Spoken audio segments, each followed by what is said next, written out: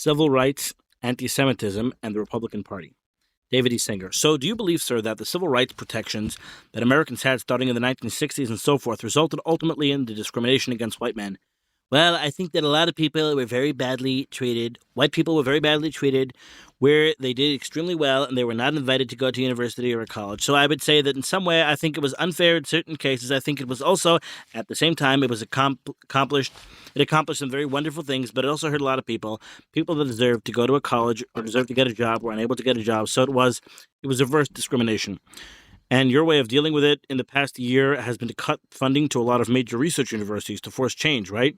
Now, I cut funding to people in universities like Columbia, like Harvard, we're in the midst of that, and others, as you know, you write about it very well, where there's tremendous discrimination against people that happen to be Jewish. We have the anti-Semitism in this country is shocking. I mean, it's what's going on in the last 10 or 12, 15 years is actually amazing. It started with President Obama. Tyler Pager. Mr. President, I'd love to ask, President Obama caused a lot of problems in this country. He's not our worst president, but he's one of our worst presidents. He's caused tremendous division in our country, yes. I just have to quickly follow up on your point about anti-Semitism. There's a debate within the conservative movement right now where some leading conservative figures have espoused anti-Semitic views. Some leading individuals have not condemned them.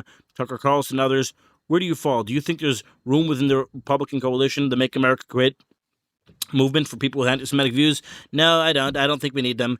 I don't think we like them. Do you condemn those views? Certainly. Look, if you talk about the anti-Semitic views, there's been nobody better than us. For example, I just got the Israel Award, which is the biggest award they give, and it was just given to me. First time it was ever given to anybody outside of Israel. Do you think, wait, and the reason is that there has been no better president in the history of the world, as we know it, that has been stronger or better and less anti-Semitic. Certainly Donald Trump. I have been the best president of the United States in the history of this country toward Israel, and that's, by the way, acknowledged by everybody, including the fact that we have peace in the Middle East. And that's going to hold. We have peace in the Middle East, and the reason we have peace in the Middle East is I bombed the hell out of a place called Iran with this bomber right here, the B-52, the B-2, and it was total obliteration, which now CNN even admits was total obliteration. And you see what's happening in Iran now. David E. Singer, you suggested the other day that they were reconstituting their nuclear program. Well, if they do, I'll take it out. Right now, they're trying to survive. We haven't seen. Have you seen any evidence? Have you seen the evidence that they've reconstituted? Right now, the leaders of Iran are trying, but I'll tell you, if they kill people, I will hit them very hard.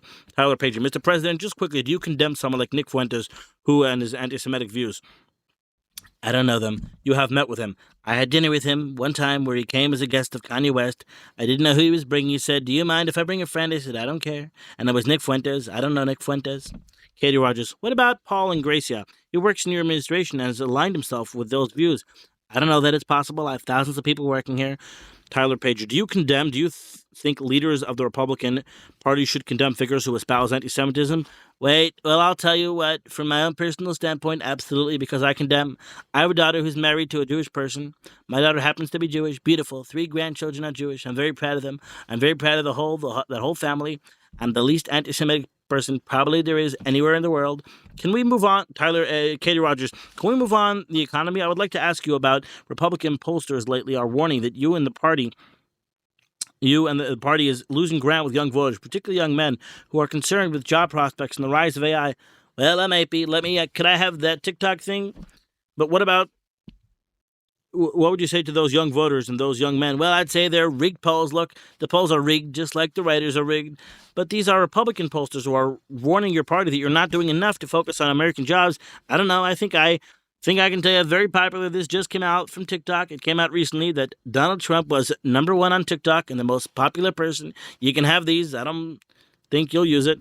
I don't doubt you're very popular on TikTok, but 339 billion. I had 339 billion views, all-time views of #1 TikTok of all-time history number. They put this out by TikTok, not me. This is the year-end in TikTok, #1 most followed account, #1 most viewed account, 6.3 billion total views, 4.6 million views for TikTok. Nobody's ever had numbers like that. David E. Singer, no question, there's a fascination with you. Mostly, I don't know why. Someday you'll explain it to me, David. But Katie's question was sort of an economic one. And someday you'll write truthfully, because what I've done, nobody's been able to do. Nobody.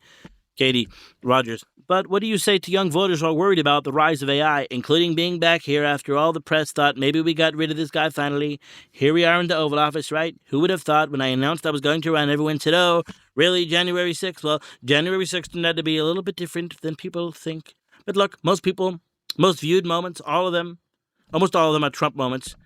And this is TikTok's January 6th and retribution. David E. Singer.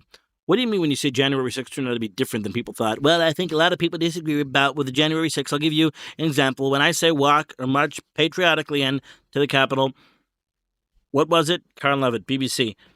Not BBC. Patriotically. Karen Levitt and Steve Chung. Peacefully and patriotically. President Trump. So I made the statement, walk, march peacefully and patriotically to the Capitol. Peacefully, and they left it out. I'll tell you what, the Unselect Committee should be indicted. They destroyed the evidence. You know why? Because the evidence were all my way. They left out the statement. They refused to take it peacefully and patriotically. Almost everybody. They refused to go because when you say that, it means you're innocent. They refused to say that I offered Nancy Pelosi 10,000 soldiers if they needed, and she turned it down. Now, it turned out because of her daughter's documentary that turned out to be right, but even worse is the Unselect Committee of political thugs, which has no Republicans. It has Kissinger. It had Liz Cheney. They weren't Republicans. They were losers, two losers. They were thrown out of the Republican Party by the voters. But if you take a look at what happened, they destroyed and deleted all of the information, including people that said things that were so false. They destroyed it. If you go back now to the Unselect Committee that worked over a year and you try and find any information, they will say, I'm sorry, we deleted and destroyed all of it. There's nothing. You know why? It all came out in my favor. And those people should be indicted because if anybody else destroyed and deleted important information like that, they'd be indicted. Now you know why they did it, because everything showed, all the information showed that I was right. David E. Sanger. Sounds like retribution you're interested in. No, well, it's not retribution, but it should be retribution. Tyler Pager. Katie wanted to ask about how would you like to go through a 2-year witch hunt just on the committee itself, where they had no Republican fighting for me because the two people that were on there would just that was a joke. They put them on and said, oh, bipartisan. It was disgraceful. So for a year and a half, 2 years, whatever it lasted, every night they had. And then look how well I did. Can you imagine to do well after that? But wait a minute, David, there's no retribution. They destroyed and deleted all of the information. In my opinion, they should be indicted for that. They're criminals. Everyone who was on that committee should be indicted. Have you told Pam Bondi to do so? No, I haven't, but I hope they'll do it because, frankly, Katie Rogers, can I take you back on this? They should be indicted. If I destroyed everything, I guarantee you they'd go after me. Think of it. I went through years of persecution. I didn't do anything wrong, and that's why I'm here. The economy, affordability, and AI. Zolan Kano-Youngs. Mr. President, so many voters voted for you because of the economy, and I think Katie just wanted to get back to that. The economy is probably the best. Look, the economy right now, I have trillions and trillions of dollars coming into this economy, more than any nation ever had, by far. Our economy is unbelievable, and I'm bringing down the prices. Remember this, I didn't cause the high prices, Biden did. What would you say to voters, though? Wait a minute, wait, 1 second. What would you say to voters, though, who think you are more focused on American jobs and less on who think that you're more focused on American jobs and less on foreign conflicts? I inherited a mess. Listen, I inherited a mess. I inherited a highly inflated, horribly run country. The borders were bad. The military was bad. The Afghanistan was the worst day in the history of our country, maybe in the history. I think it was the lowest point. You know what? That was the lowest point, and I think we may be right now at the highest point. Katie Rogers, there are good signs, and the economy is growing. Wages are keeping up with inflation. Thanks. But there are other indicators that people are hurting. High earners, 10% of high earners make up half the economy growth. Well, there may be, and you know what? They are hurting because of Biden. I'm bringing down prices. No, high earners are not hurting. It's the low earners. It's the middle earners. It's the people that you have promised to help. What do you say to them? Well, if you look at my achievements, the greatest percentage-wise, the greatest beneficiaries of my economy in the first term were low-income workers, and it's turning out to be right now blue-collar workers are doing better than anybody else percentage-wise as they measure that. I inherited a mess. It was high prices. It was high inflation. It was high crime. Did you see where numbers of the murders are the lowest they've ever been? Did you see where crime is at the lowest point it's ever been? You know why? Because I closed the border and we don't have criminals pouring into our country. Tyler Page, Mr. President, do you a few more on the economy. Do you think you're basically telling Americans that they have to wait a little bit longer, particularly low and middle income Americans, to get, yeah, I can't fix what they destroyed in 4 years immediately, but if you look at it, I have more investment income coming in than any president, than any country has ever had. What I've done, I mean, the money coming into our country, we're building auto plants, AI plants, we're building things that nobody thought possible. They're leaving Mexico, they're leaving Canada, they're leaving other countries. David E. Singer, worrying you that you've got a bit of an AI bubble here. They're leaving, by the way, they're leaving Japan, they're leaving Germany, they're coming over to build. The tariffs have made us a fortune. Katie Rogers, how do you keep in touch with what everyday Americans are worried about? And this TikTok is an example of that. Do you monitor that? Like, when is the last time you went out and talked to voters about the economy? Well, I don't monitor it. I got a copy of that. That's put out by TikTok. It's not put out by me. Those numbers are TikTok numbers. Number one on TikTok by far. And something I did, I'm very proud of. I made a deal to sell TikTok. And in order to do that, I had to get approved by China. President Xi was great. Zolan Kano Youngs. Your vice president worked on that as well. He did. What will it take for your vice president to get your endorsement for the presidential election? Well, I think he's doing a great job. It's far too early to think about that. We have 3 years and 1 month left, but he's doing a great job. Marco's doing a great job. Who do you really rely on more, him or Marco? I rely on them both, actually. I mean, different things, different strengths, frankly. Tell us about their strength. David E. Singer, tell us about their strengths. Well, I don't want to do that, but they have great strengths, but somewhat different. But they're great. They're both doing a great job. Tyler Pager, do you think one of them? I couldn't be happier with either. David E. Singer, what would you give us? Would you just give us an example of what you rely on Secretary Rubio for? What kind of things? Well, you saw it today. I mean, we have a situation in Venezuela. We have a situation in Colombia. Now I can put a statement that, in fact, you might do that. Mr. Trump speaks briefly off the record and dictates a Truth Social post to an aide. David E. Singer, you don't mind if we put that in the record since it will be out in a moment? You don't mind if we put that in the record since it'll be out in a moment. President Trump. Now we'll get back to the record. Yeah, we'll get back on here, sure.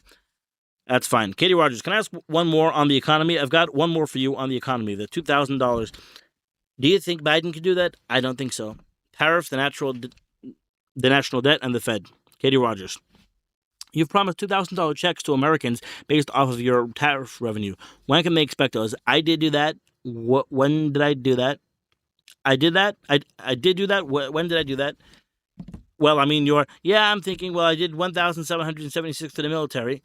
Tyler Pager, when will those Americans get those checks? Well, I'm going to the tariff money is so substantial that's coming in. I'll be able to do $2,000 sometime. I would say toward the end of the year.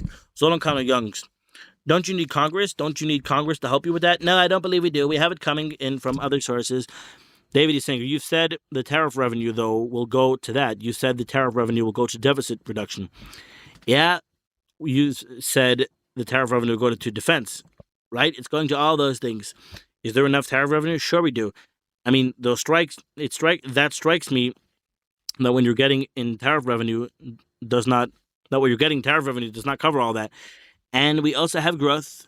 We also have tremendous growth in the country. We have tariff revenue, which is tremendous. It's given us tremendous national security. I'll give you an example. You've also got tremendous national debt.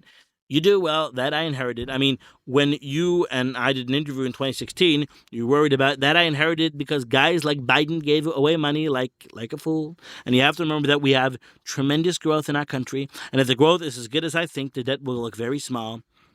Because the way you get rid of debt, and I've lived on debt for my life, and I love debt, I've always liked it. And as I get older, I think less. I always say, but I don't have debt anymore, but it's very interesting. I lived on debt, and I've done well by debt. I've made billions of dollars because of debt, but that is always risky.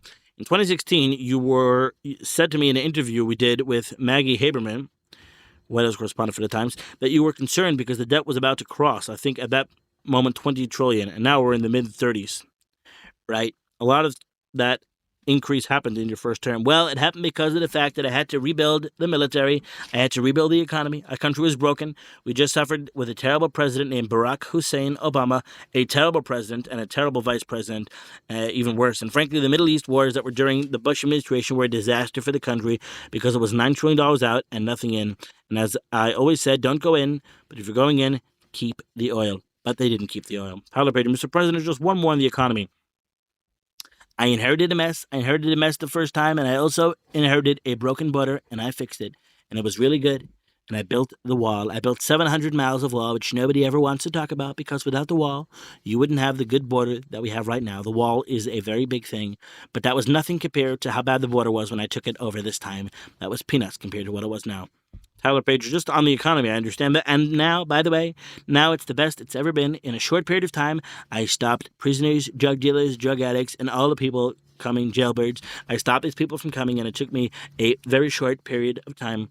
Zolan Kanyang's border crossings are at a record low, Tyler. And you know what? In less than a year, I've taken a country that was a laughingstock all over the world, and I made it the hottest country. You know, we're the hottest country right now in the world, which the New York Times should be happy about. Tyler Pager, Mr. President, because the New York Times becomes hotter because I made it hot. I mean, it's too bad that I'm benefiting the New York Times, but that's the way it goes. Just one more in the economy. I understand that you made a decision about the Fed chair and that you're going to announce Kevin Hassett. Is that accurate? I have in my mind a decision. I haven't talked about it with anybody, but I have it in my mind. Will it be Kevin Hassett? I don't want to say that, but he's certainly one of the people that I like. The midterm elections, mail-in ballots, and democracy. Tyler Pager. Okay, then moving back to elections. If Democrats win the House in the midterms, are you going to respect the results of those elections? I always respect the results of elections, but the elections in our country are rigged. We have a bad election. We have voter ID. We have to have voter ID. We should have same-day election. We should not have mail-in votes. Very few countries, almost none, do mail-in voting. Do you know why they don't do it? Because when you do mail-in voting, inherently, it's a rigged election. Under the current elections in November, millions of Americans will go to the polls. Will you respect those results? I always respect elections. I won the last election I made it too big to rig. By the way, they cheated like hell on the last election, but I made it too big to rig. David Singer. So when those elections, the last election I won by popular vote by a lot. I won all 7 swing states. I won the districts, I guess they call it. Mr. Trump turns to Miss Harp. Did you have the picture of that red map? I'll give it to them. Will you make any effort to stop mail-in ballots for this coming election? Well, I think mail-in ballots are terrible, other than for people that are very sick or the military. That's the way. Well, some states have used them for years, but you, through the post office, could control. Well, I did well in Florida. I have all-time record in Florida, and that's mail-in ballots. But you know what? They run it better, much better. Look, so you would seek to stop when you have mail-in ballots. You have crooked elections. It's very simple. Would you seek to stop mail-in ballots in this election, in the coming election? Well, I'd love to stop mail-in ballots. It takes 2 to tango. Think of it. Democrats will not approve voter ID. There's only one reason they want to approve it, because they cheat. And if they didn't cheat, they couldn't win. Here's the thing. They have policy that's so bad. Democrats' policy is so bad that if they didn't cheat, they could never win an election. You once threatened, I think, during the 2020 election to use the National Guard to seize election boxes. You may remember that. You didn't in the end do it. Well, I should have. What would that have been? Would that have been an option? I don't know, but they are sophisticated enough. You know, they're good warriors. I'm sure they're sophisticated enough in the ways of crooked Democrats and the way they cheat to figure that out. Okay, would you think of using them? The many things took place in the 2020, and it's coming out already, the 2020 election. And by the way, the 2024 election, there was a lot of cheating too, but I won by a lot because it was too big to rig. Katie Rogers, can I ask you? Well, we have very dishonest elections, okay? I say it to you loud and clear. I don't know if it's politically correct or not to say it. I shouldn't complain. I won 3 times. I won 3 times. I did great the second time, but didn't get credited with that. COVID was a problem too. It made it easier to cheat. But the last election, the one was too big to rig. They tried, but they were unable to do it. You said that the main difference between your first term and this term is the first term you were hunted, and this term you're the hunter. Who are you hunting next? Like, who do you believe? I just hate dishonest people. I just hate it. I think the people that are dishonest people, they cheat on elections. I think they're just terrible. I hate seeing what I'm seeing in Minnesota with all the corrupt people that happen to be largely from Somalia. But it's other people too, because people, they encourage. I think the governor is totally corrupt. I think the governor is a totally corrupt governor. I think J.D. Pritzker is a terrible, terrible governor. I think Gavin Newsom is a terrible governor. Your chief of staff has said that it's retribution. Was she right? Say it again. She told Vanity Fair that what you do is tantamount to retribution. It is retribution. Was she right? No, I don't know if that's what she said, but I don't want retribution. I want fairness. If somebody's cheating, if they steal billions of dollars in Minnesota, I want those people caught and I want them prosecuted.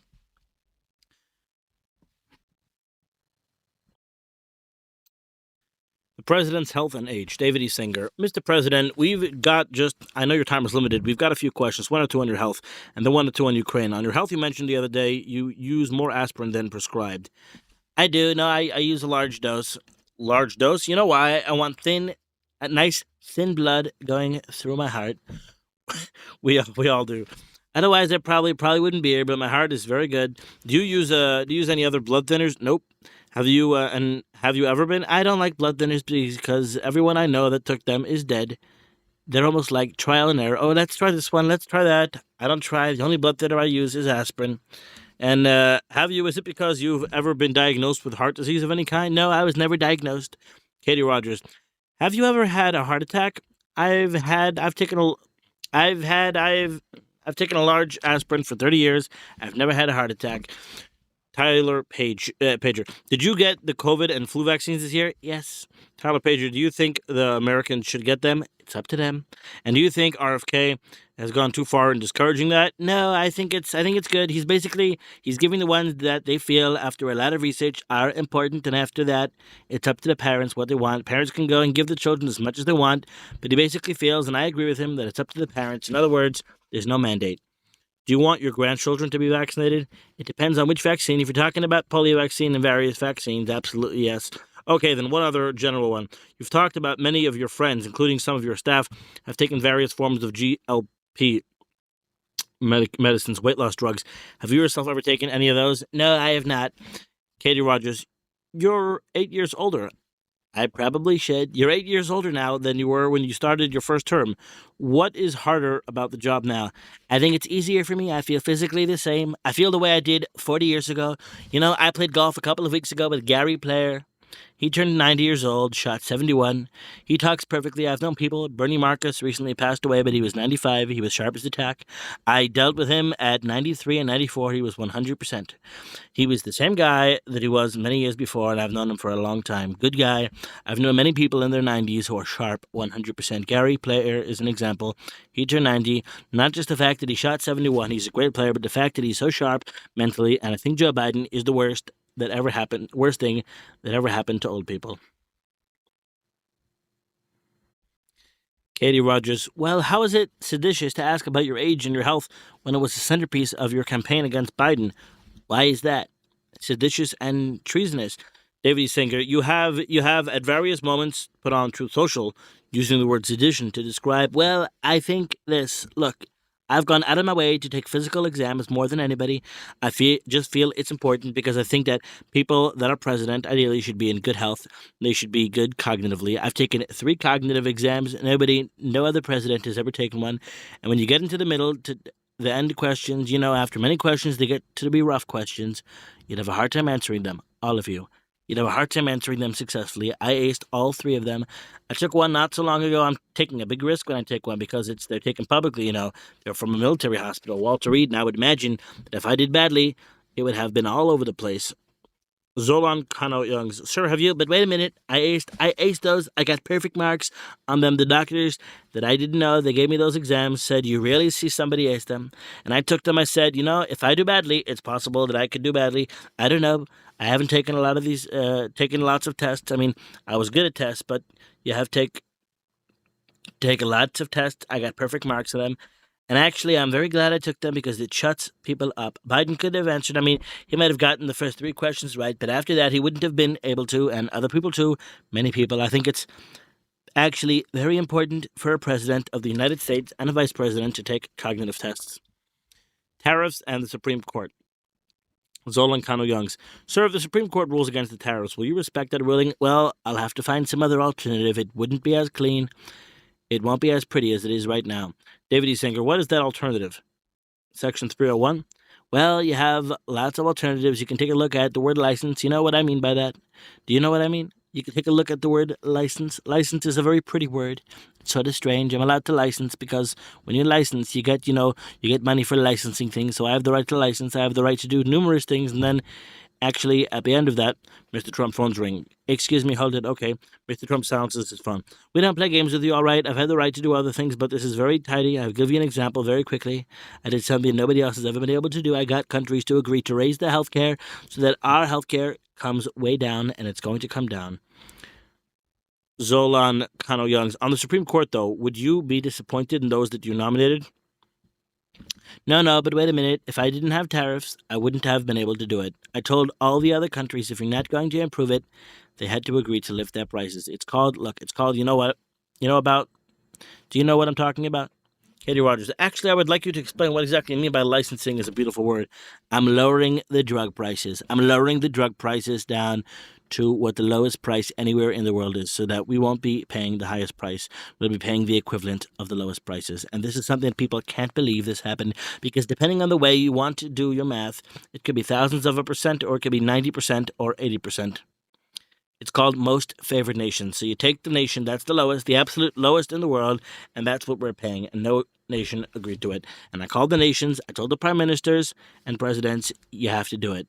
We will not do it, sir. We're not going to double or triple our price. Mr. Trump appears to be quoting the world leaders he called. Again, it's double or triple because the world is bigger than that. So therefore, you understand the averages. As an example, a pill that sells for $10 in London, okay, $10 will sell for $130 in New York. That means it's 13 times more expensive. Now the pill will sell for $30 in London. It will sell for $30 in New York, and the countries have agreed. But every single country, for every other president, even if they try to do it, they can never do it. They tried. The countries were all saying, no, we're not going to do that because we're not going to double our health care. Okay, I said to them, well, if you're not going to do that, then I'm going to charge you a tariff. And the tariff will be more money than you're talking about. And they immediately said, oh, sir, we will do it. So, and we have, now think of it, we're going to be reducing our drug prices at numbers that nobody's ever seen. Most favored nations, we're going to have the lowest drug prices anywhere in the world. Zolan Kano-Youngs, the tariffs are important to you. Would you be disappointed in the people that you've nominated to the Supreme Court if they rule against it? Yes, I would be. David E. Sanger, Mr. President, and another, I think tariffs they've made us nationally secure. I just told you about most favored nations. Without tariffs, without the threat of tariffs, I didn't have to invoke them. But without the threat of tariffs, I could never, ever even think about getting those countries. They all said no. They said no for years. And because of the threat of tariffs, they all said yes immediately. Mr. President, we don't want to keep you from your dinner, so big national security because of tariffs. The Ukraine war, nuclear weapons, and Putin. David E. Sanger. We wanted to ask you about one more negotiation in national security. You hope to get an agreement between Zelensky and Putin before Thanksgiving, and then you hope to get one for Christmas. Here we are in January. It's disappointing to me. But President Zelensky described to us the 20-point plan publicly. He said that it gives him Article 5-like protections. We asked him what that meant. He said if there's an agreement and you get the ceasefire and the peace agreement and Russia reinvades, this is the fear the United States and its allies would come in. And, well, let's put it this way. Its allies, all of Europe, other countries that are going into it, and the United States. Right, but that means that, I guess the question is, if they reinvaded, would you be willing to go to war to defend them against a nuclear arm? Well, I feel strongly they wouldn't reinvade, or I wouldn't agree to it. I feel strongly that they would not reinvade. But if they did, I think this. If I weren't involved, number one, that agreement would have no chance of getting done. And number two, by this time, Russia would have taken over all of Ukraine, which was its initial wish. So weeks ago, you were showing this 20-point plan to Putin. Has he come back to you and told you what he thought of it? Yeah. What are you hearing? I think he wants to make a deal. Is he going to agree to the 20 points? But I've thought about that. I've thought about that for a long time. I've had cases. Do you still trust him? Well, I've had cases where I had Putin all done and Zelensky wouldn't make the deal, which shocked me. You saw a little example sitting right in that seat. Then I had cases where it was the reverse. I think now they both want to make a deal, but we'll find out. Tyler Pager. Do you still trust Putin after the latest incident where he told you that Ukraine fired a missile at his house and your intelligence said they did not? Well, his ships left awfully quickly today. David E. Sanger, why did he not tell you the truth about the attack on his house? I don't know. I don't know if it was the truth or not. He did tell me that his home was attacked. Right, you found no evidence, which I was not happy about at the time. Not happy about. At the same time, phone rings. Hold it. You like Bret Baier? We always like Bret. President Trump speaking to Mr. Baier on the phone. Bret, I'm being interviewed by David Sanger and a group of the most brilliant people that Katie Rogers, a group of the most brilliant people you've ever seen. I've actually agreed to an interview with the New York Times. Can you believe it? So they only treat me badly, but I won in a landslide, so I guess it can't be that important. Pauses as Mr. Baier speaks. All right, okay, I'll talk to you later. You take care. Okay, bye. Tyler Pager, Mr. President. By the way, he's a good guy. He doesn't treat me as good as he should, but those are minor details. Mr. President, can I go to Zolan Kano-Youngs? Sure. David E. Sanger. Yeah, Tyler Pager. I just had a few questions. David E. Sanger, are you doing this on Ukraine? Tyler Pager. Oh, on pardons? David E. Sanger. Oh, let me just finish on Ukraine for 1 minute. Tyler Pager. Okay. David Sanger. So if Putin rejects the 20-point plan, or he says, do you think Biden would do an interview like this? I don't think so. Caroline Levitt. Let's wrap it up, guys.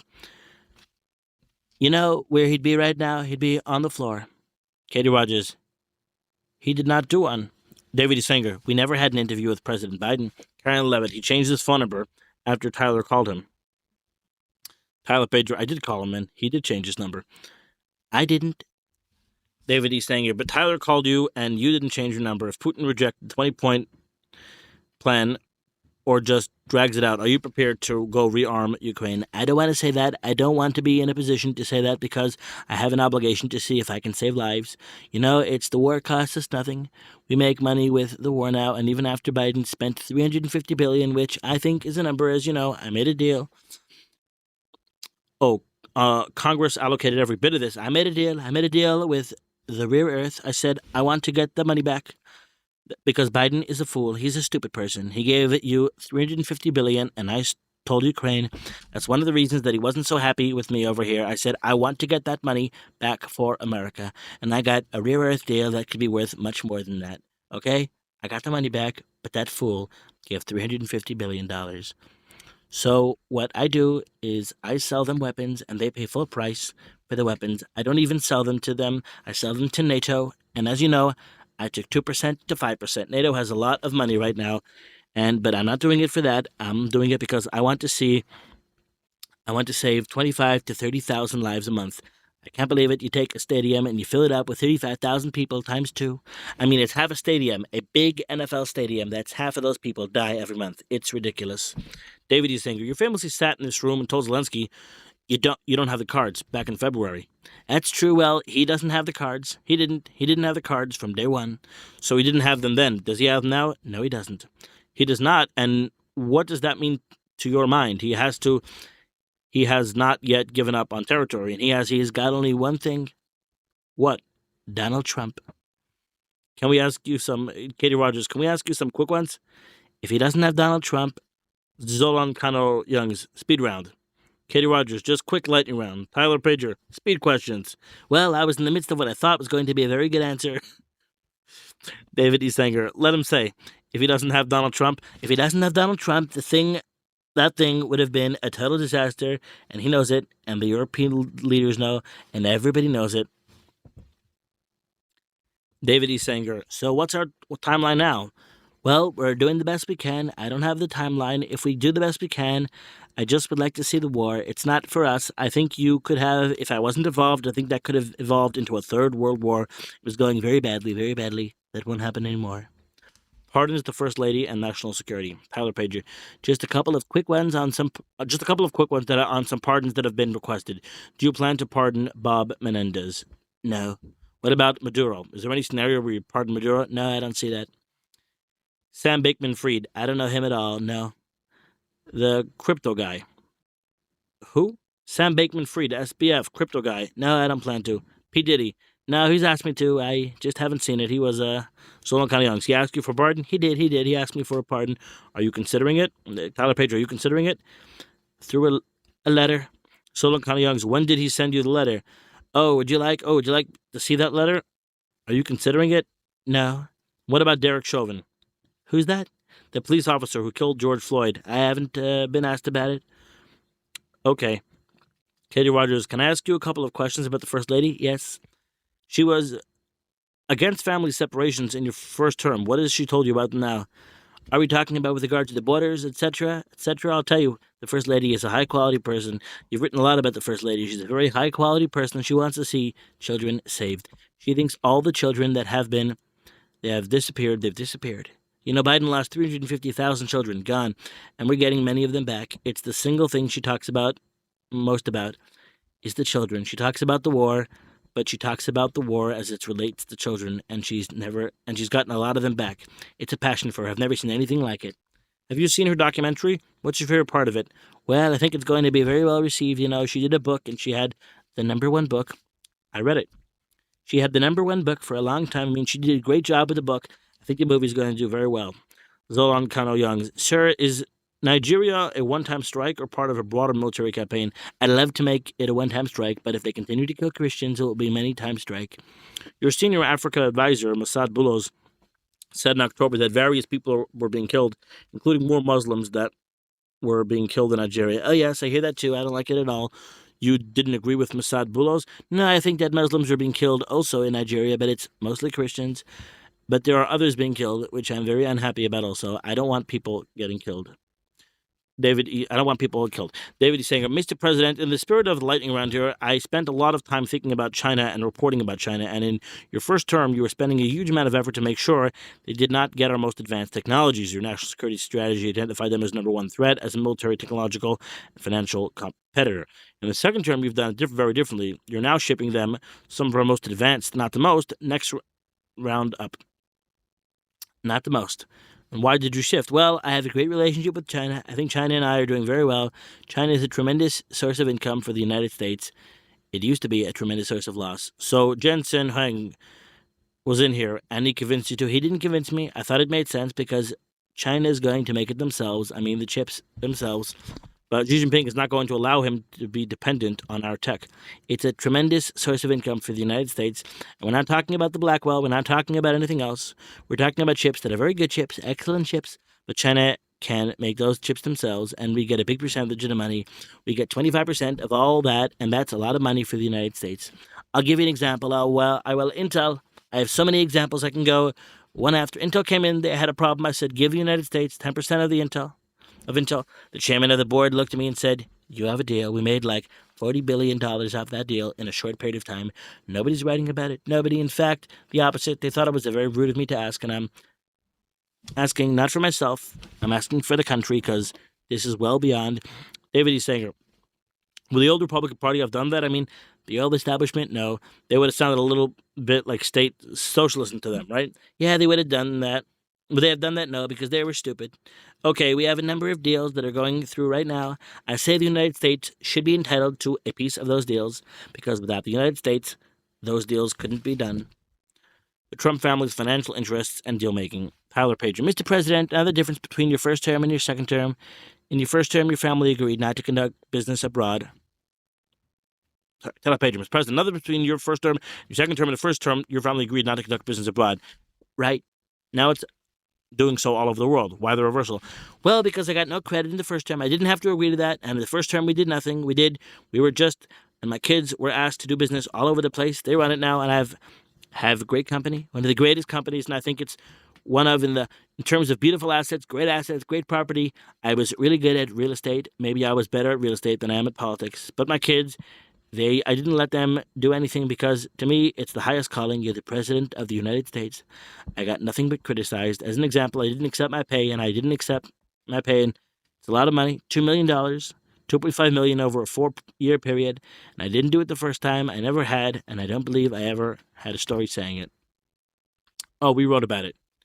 Katie Rogers, you did. You wrote about where you donated your salary. Tyler Page, we wrote about it. Katie Rogers, we wrote about where you donated your salary. Well, I donated my first-term salary, and I donated my second-term salary. Katie Rogers, you did get credit, or as you would call it, credit, but you got coverage for those decisions.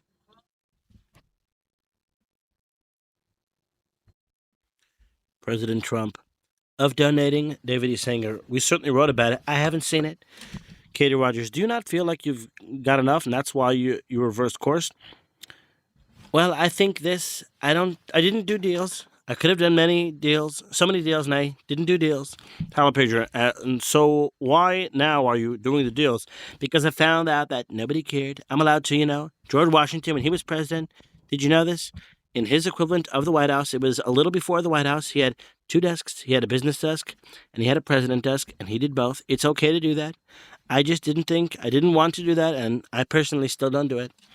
But I let my kids, do business. I prohibited them from doing business in the first term, and I got absolutely no credit for it. I didn't have to do that, and it's really unfair to them, They're business people and also I saw the things that went on with Biden. It was so ridiculous. When I looked at the corruption and all of the things, I have a very honest family, but I said, why wouldn't I let them do things and let them live their life? Now, these are honest, very honorable people. Katie Rogers, is what Biden did corruption? How is this not corruption then? If you looked at what Biden was doing and said this is corruption, how is this not? No, Biden is total corruption. Look at his son. He got millions of dollars from the oil company in Ukraine. Millions of dollars. He knew nothing about oil. That was total corruption. Tyler Pidgeot, what about, and then you had the thing where his laptop was made by Russia. That was another hoax. It was made by him in his bathroom. Mr. President, what about when it comes to crypto, an industry that you've been heavily involved in? Your sons are engaged in crypto. David Singer, first term, you were against it. Correct, I was. And then during the campaign, I realized there's two things. Number one, China wants it badly. And number two, I thought there'd be a lot of votes if I got behind it, to be honest with you. And I was right. I got a lot of votes because I backed crypto and I got to understand crypto. Tyler Pager, but do you think, and I got to like it now, if the reason I backed it, though, so strongly is that China wanted it, and one of us was going to get it. It's like AI. We're leading in AI because of me, not because of anybody else. We're leading because of me, because what I've done with AI is incredible, including the fact that I devised a plan for electricity, the massive amounts of electricity, where I allow everybody building a plant to build their own electricity producing unit with the plant. Nobody had that idea but me, and because of that, we have all the electricity we need. We had to go to a 200-year-old grid system. Phone rings.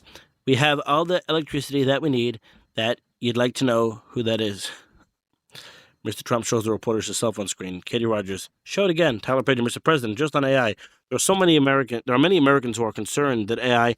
Let me turn that off. Yeah, AI is going to take their jobs, and they will be out of work. I think just the opposite. I think AI is going to be a tremendous job producer. I think that we have so many jobs. My biggest problem isn't taking the jobs. It's that we don't have enough people to fill the jobs, and that's where robots come in.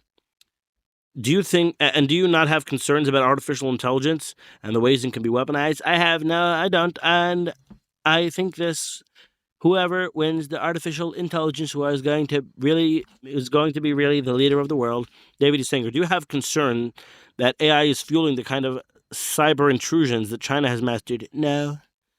I mean, think about Salt Typhoon, and others got into your own phone systems, obviously. Yeah, they did, but China did that anyway, and we do that to China, We do that to China. I was asked that question on 60 Minutes. They said, well, what about China doing this and that and that? And I said, it's too bad. Yeah, it's too bad. We do that, and we do that to them.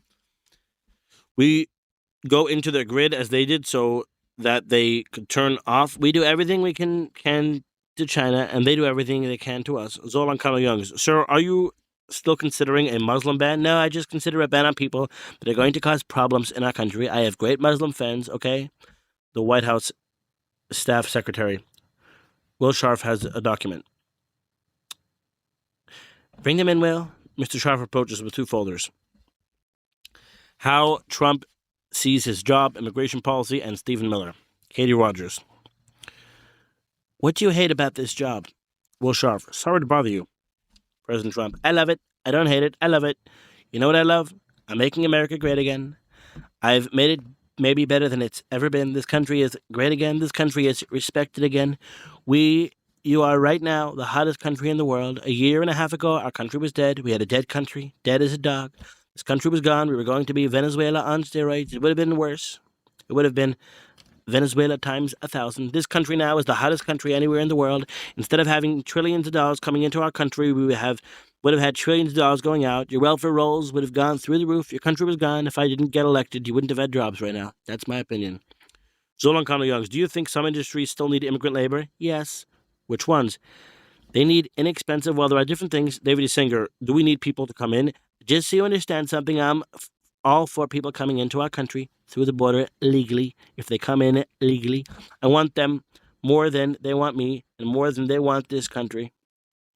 And if you look at my first term, and if you look at this term, we need people. We need factories all over the country. We build Zalo Kanyongs, but you said agriculture and hotels, that you wanted ICE to use common sense against them, right?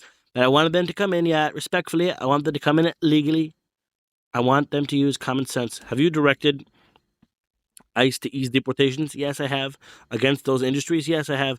Are there other industries that you've directed ICE to ease deportations? Because I watch farmers and I deal with farmers, and I want 90% of the farmers, more than that, and they're great people. And if they have great people working for them who have been working for them for 25 years, they're almost like a member of the family. I don't want those people thrown out of the country. Are there other industries or companies that you've directed ICE to ease deportations on? David E. Singer, well, the South Korean case, some service industries, some. I'll give you an example in Georgia with South Korea. They make batteries. Batteries are very complex and they're very dangerous to make, and they make them. And they brought in 300 or 400 people who specialize in batteries, and I just grabbed them all. And they threw them out, and I was very angry about it. You know why? Because they have to open a factory, and you can't take a person off the street who's never seen a battery before and think that they're going to make highly complex batteries. Any other cases where you told ICE to back off?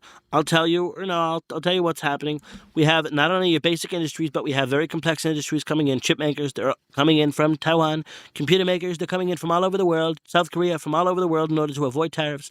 I want them to be able to bring in some of their experts to help open the plants and factories, because if they don't, it's not going to be possible for them to make that progress. Tyler Pager, so do you disagree with Stephen Miller on some of this? Well, Stephen's a very strong voice. I don't think I disagree with him. No, he's a strong voice. Katie Rogers, have you ever told him no about anything he's wanted to do? Do you have an example? No, he's a very strong voice on it. He feels that people that come into our country should be able to love our country and be able to contribute. And I agree with that, but I do think this. When you make a deal with some company in South Korea, from China, from wherever, from Taiwan, we have a lot of companies from Taiwan coming in, building chip companies, not because of the CHIPS Act, which was a waste, because they don't want to pay tariffs. And they're coming in. We're having a big percentage of the chip business within 2 years, but they're coming in. You have to allow them to bring some of their experts with them, or they're never going to be able to open their plants or factory. Zolan Connell Youngs, it sounds like you were angry at ICE for this raid on the Hyundai facility. I was not happy about it. No, I was not happy about it. They're making batteries. Batteries are very dangerous and actually very complex. And they brought people that make batteries, and those people would have trained our people how to make batteries. And at some point, they would have gone back because they want to go back to their country. They might not want to. David E. Singer, well, chips are even more complex. They're probably the most complicated thing mankind has ever made. What is the most advanced chips? Tyler Pager, chips. President Trump, chips, yeah. David E. Singer, right? And you said 2 years. I mean, I don't see any way in which, maybe longer, I would say this. Whatever is necessary so that we can have our people learn it. So ultimately, what percentage of advanced chips? You know, we have chip makers coming in. As you know, I have the biggest chip makers in the world coming in. They're going to spend 300 to 350 TSMC, right? Incredible company. Mr. Wei, they're coming in. They're going to build in Arizona. They're building already. One of the largest plants any human being has ever seen. It goes for miles. Been there. It's going to make chips. I have let them bring some expertise in. They can't just open a building and have people that haven't worked in 10 years. Look at this. Mr. Trump holds up a newspaper article showing an analysis of the 2024 election results. That's how America voted. That's your final count. Solon Conley, Mr. President, what's the future for? Are you thrilled about that? Carolyn Levitt, I am. Katie Rogers, which is this? 2020. Katie Rogers looks at the article. This is not in dispute. You won the election. No. Take a look at the amount. David E. Singer looks at the article. America voted. Which counties shifted to Trump? Solon Youngs. Sir, what's the future for DACA recipients in your second term? Oh, I'll let you know in about 12 months from now. Should they feel safe in the country? I'd love to be able to do something for them. Should they feel safe and they'll be able to stay in the U.S.? Yes, they should feel safe, but I'd like to be able to do something. Will they get work permits? To be honest, I'd love to be able to create an immigration policy that works for everyone. You like a comprehensive immigration reform? I would love to do it if it was possible. David E. Singer, is Congress willing to do that? George W. Bush tried. It takes two to tango. If the Democrats want to do it, I'd do it. I'd love to have a comprehensive immigration policy, something that really worked. It's about time for the country to have it. Tyler Pager, what would that look like? Excuse me? What would a comprehensive immigration policy? I don't want to go into that because it's a very ticklish subject, but I believe there is a plan that can work for everybody. It takes two to tango. The Democrats have to agree, but the Democrats are their own worst enemy. That's why they're not sitting in this office. That's why I am. Zolan Connell Youngs, what would this immigration legislation involve? But I would love to see comprehensive immigration. I would love to see a plan that really worked for everyone, including pathways to citizenship for those undocumented here? Possibly. What would that legislation look like? It's. I don't want to talk about that, but possibly. What about the Venezuelans currently on asylum in the country here? With everything that's happened in Venezuela, this military operation, they'd be treated well. They'd be treated fine. They're going to be allowed to stay in the United States. Well, maybe many. Well, many of them are going to want to go back. You have many Venezuelans. They fled the current government there. You guys are amazing. There is Crosstalk. What a team. Karen Levitt. Guys know it's been an hour and a half. David E. Singer. When you gave your talk on Venezuela, there's Crosstalk. Okay, we'll get out of your way. Well, David E. Singer. When you gave your talk on Venezuela, there's Crosstalk. Okay, we'll get out of your way. Trump. And then they'll say, Trump was tired. I'm not tired, in fact. After this, I have to. There's Crosstalk. Karen Levitt. 2.5 hours. I actually love it. It's like, Katie Rogers, can we have a tour?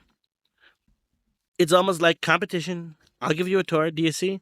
Mr. Trump gestures to the West Colonnade, where he has installed a series of plaques below pictures of each president, except Joseph R. Biden Jr., who's depicted as an auto pen.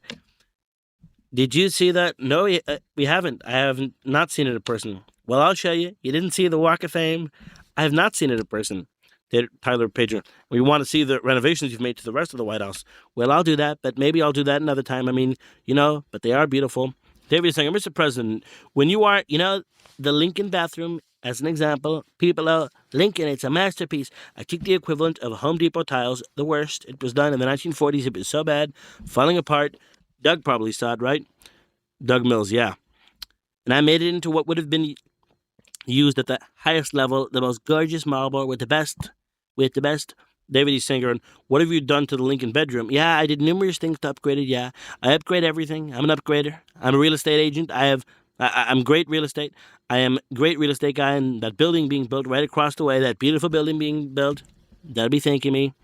Are you talking about the ballroom? They'll be thanking me, and they already are, most people. But it really needs, we had the king of Saudi Arabia here. We had 100 people in the room. You can't get anybody in the room. Will fill up, and it will be used for the inauguration.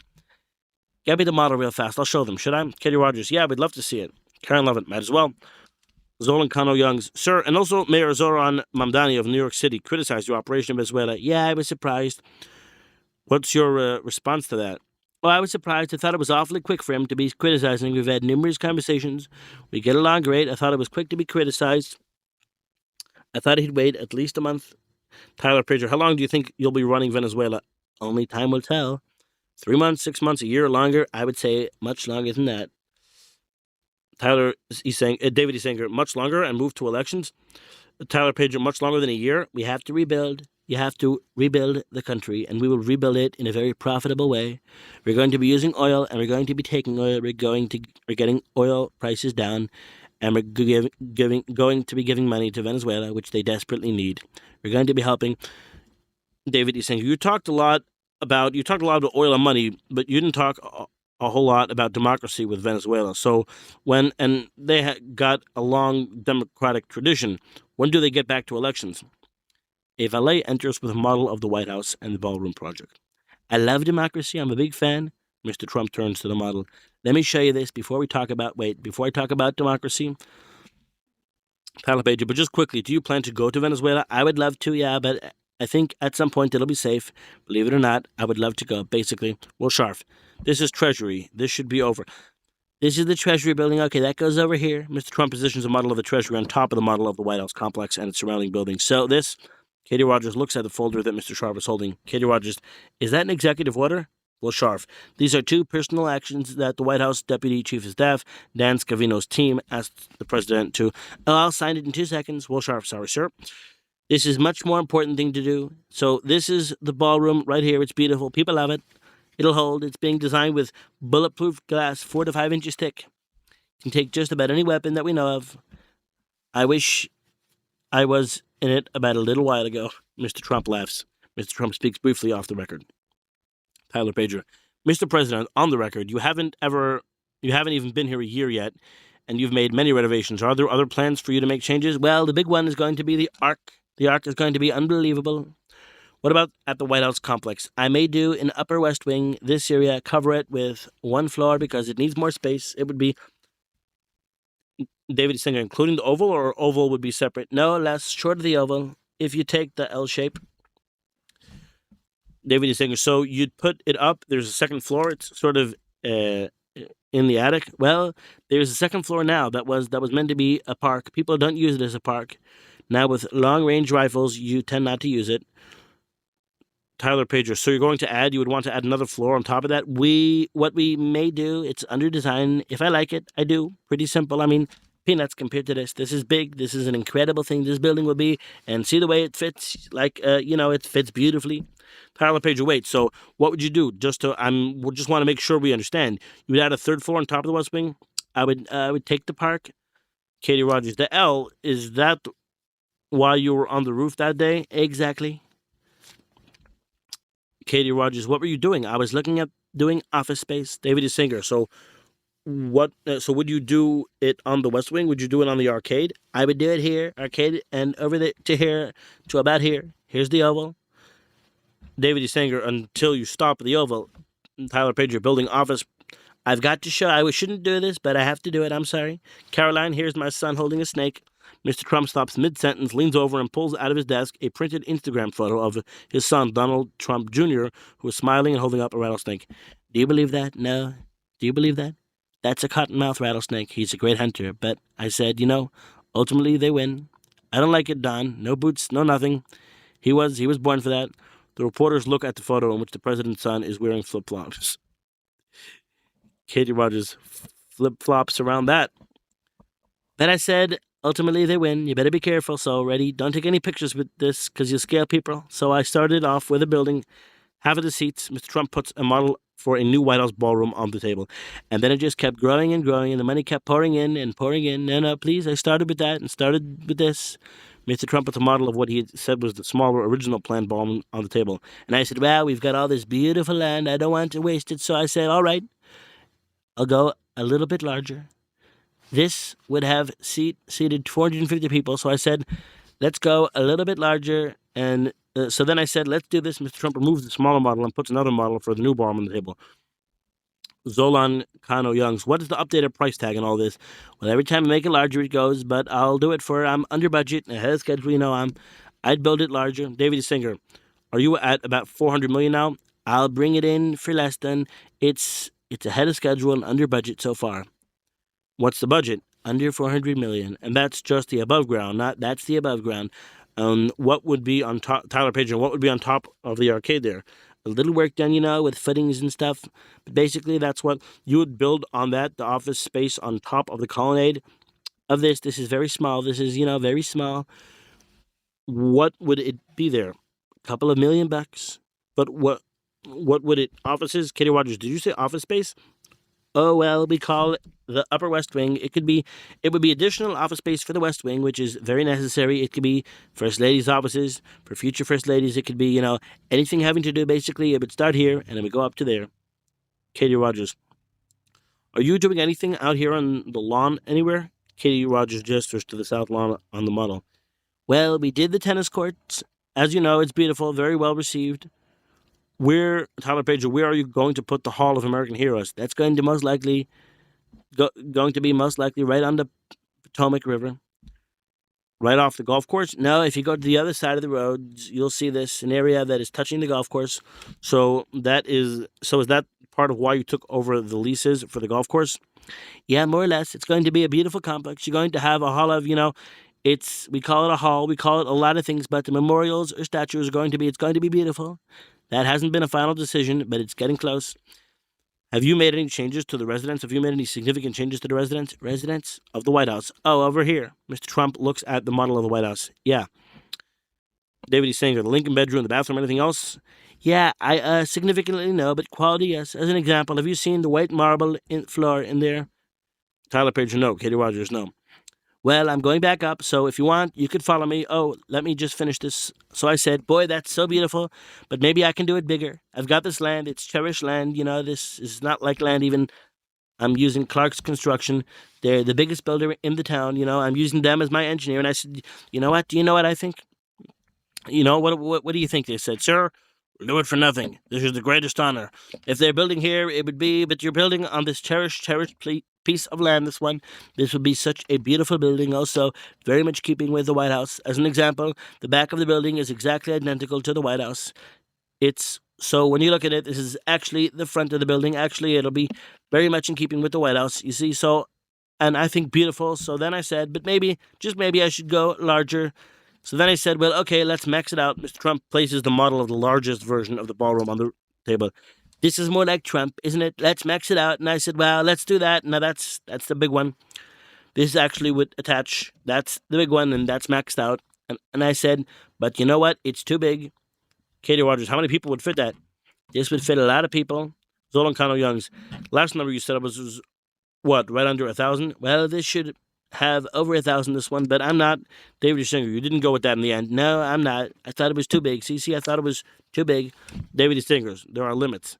Can you believe it? There are limits. Yeah, but I would have the right to do that, but I thought it was too big, and it wasn't right for the site, Now, when you look at the other one, it's like, but it had certain advantages. What we're doing, this is very much designed also for the inauguration, because I only had 940 people. We would have had thousands. So it was so cold out and dangerous outside.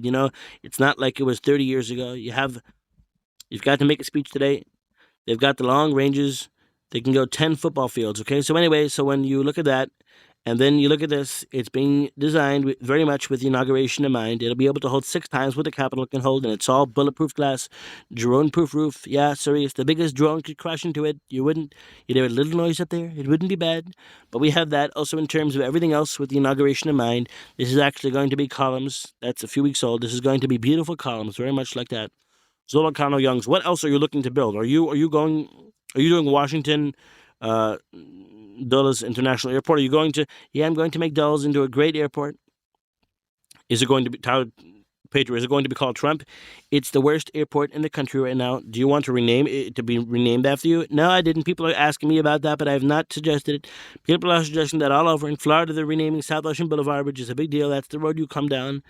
You have all the people screaming. What are they calling it? They're renaming. I didn't do it. It was a wonderful group of people that did it, including Ron DeSantis. They're changing the name. I don't know, Trump, let's see, South Ocean Boulevard, Trump Boulevard, they're dedicating it. Katie Rogers, how interested are you in your library, and the development of that and the building of that? Oh, it's moving along, it's beautiful, be in Miami most likely. We have a lot of people want to do sites, Tennessee, a lot of people, but most likely it's going to Miami.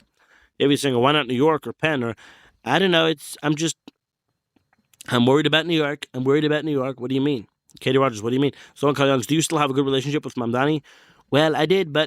He hit me sooner than I thought. I thought it would take him at least a month. I mean, he hit me on Venezuela. Tyler Pager, what did you say to him? We didn't talk about it. Oh yeah, we did. He called and said, I just want to let you know, I'm going to come out against Zolan Connell Youngs. So he called you beforehand. He called me after it was done, after this incredible military, financial, and psychological success. He called me to say that respectfully, I disagree with what you did, and I said, give me a reason why, and I didn't feel he had a reason, but he disagreed nevertheless. I would say it was politics more than anything else, although I think it's bad politics. I think it's been one of the very successful. It's been one of the greatest military success. Nobody's ever seen anything like it. We attacked a fort with thousands of people and soldiers in that fort, that was built there. It was built as a safe house with sealed doors and everything. Mr. Trump makes it sound like an explosion. It was like they were paper. David E. Sanger, have you seen the model of it they built in Kentucky? Yeah, I did. Did you go, David E. Sanger, did you go to it at any point? Well, I don't want to say that, but yeah, we built an exact model. And I asked some of the guys, I said, how was it in terms? He said it was exact. Did you watch either by video? I did. I saw it. What did it feel like? You were down at Mar-a-Lago? It's like watching a movie, except it's a little bit, look, you don't know if, Katie Rogers, are you worried when this is happening while you're watching of what's going through your mind? Yeah, I'm worried that it ends up being Jimmy Carter disaster that destroyed his entire administration. Tyler Pager, do you have any, I don't know what, that he could have won the election, but he certainly had no chance after that disaster. I mean, we had the helicopters and the crashes and the people running around and hostages. How many were there, David? How many hostages? David E. Sanger, hostages at the time, boy, there was, I wish I knew, it was 40 or 50, yeah. So, that destroyed him. I don't know, would he have been destroyed? What impact did that have on his election? Probably pretty big. Would you say that he would have won the election if his Secretary of State also quit because he had advised against the operation? That's nice loyal Secretary of State. Tyler Pager, Mr. President, do you plan any other, but do you think he would have won or lost the election had that not happened? David E. Singer, probably because of the economy. He probably would have lost anyway. Yeah, it didn't help, though. Well, let's put it this way. After that, he didn't have a chance. So when you say, and mine was a much bigger event, Katie Rogers, yeah, do you feel the weight of that when you're watching? This was such much more powerful event. This would have been, yeah, if it didn't work out, it would have been a tremendous blow. But not only that, well, remember this. I did Soleimani, perfect. I did Abu al-Baghdadi, perfect. I did the Iran nuclear attack. David E. Sanger, each one of those, sir, was a one-off, attack, where you could attack and then retreat. You're now in the middle of an occupation. But let me ask you a question. Of the four things that we talked about, remote control, and I did other stuff, which is the most important, al-Baghdadi, Soleimani, this one, or the Iran nuclear attack. I think people would probably disagree on that, but I think a lot of people would argue that anything that sets back Iran from getting a nuclear weapon may have been the most important one. I would say, and yet this seems to get more interest in this one than the other three. But this has got more complication for you, very complicated, because you're going to have years. Oh, I see, you mean future complications. Future, you're going to have years in which you're going to have to. Tyler Pager, you said it was going to be more than a year. David E. Stinger, yeah, you're going to have to decide. Am I sending in troops? Mr. Trump speaks briefly off the record. Tyler Pager, Mr. President, on the record, there was crosstalk. Tyler Pager, on the success of the Maduro operation, does it mean give you confidence? Does it mean you're going to pursue future military action against Mexico or Colombia or other countries in the Caribbean? No, but I didn't need confidence. I have a lot of confidence in my people, in the military. I built the military. Remember this. Our military, when I first took over, my first term, it was a mess. I rebuilt the entire military, and now I'm doing it even more so. So our military is great, and more importantly, we're the best soldiers. David E. Sanger, did you study other occupations, Japan, Iraq, others? Yes, I studied. And what lesson did you draw from that we should know? That it's highly risky. For Venezuela, that's what I do. Okay, so I looked at some of the attacks. I studied the Carter attack. It was a disaster. I would have never done it that way. You were talking about the attack. I was asking about the occupations that follow. They had a sandstorm. Did you know that they decided to go forward? We would go back, and let's hit it 3 days later. They wanted to go forward, and they said, keep going. Helicopters don't work well in the sand. Karen Levitt, sir, do you want to show them the renovations? Yeah, let's go. Come on. We've had enough. Nice setup, right? Karen Levitt, 2 hours. Katie, good. 2 hours, Katie. I could go 9 hours. After the interview, Mr. Trump walks the reporters through the White House and official residence.